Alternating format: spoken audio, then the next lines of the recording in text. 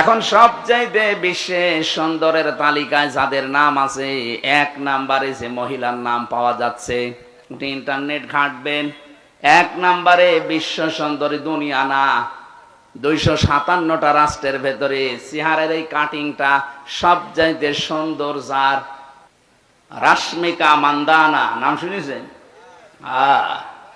চেহারার কাটিং এ এখন পৃথিবীতে 1 নম্বরে আছে।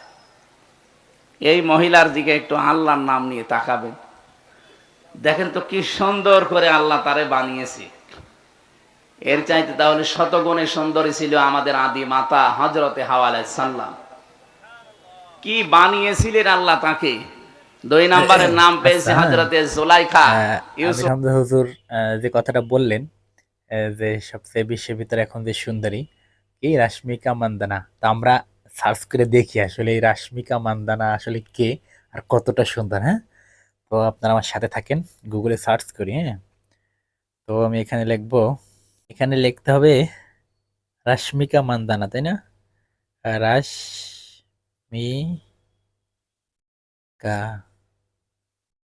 রাশ্মিকা মান্দানা এখানে চলে আসতে উপরে।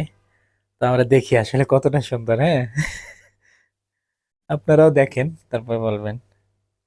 আসলে এই ছবিগুলো তো প্রদর্শন করার মতো না, দুই একটা।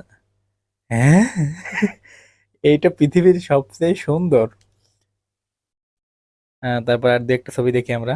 হ্যাঁ, তারপরে আর হুজুর বলছে আল্লাহর নাম নিয়ে তাকাইতে। তো এটা তো দেখতে পারতেছেন, যেগুলো আর কি ছাড়ার মতো না সেগুলো দেখাবো না। হ্যাঁ, এটা কিন্তু সে আসলে এ যদি হয় পৃথিবীর ভিতরে এখন সেরা সুন্দরী, তো আপনারা তো দেখলেন।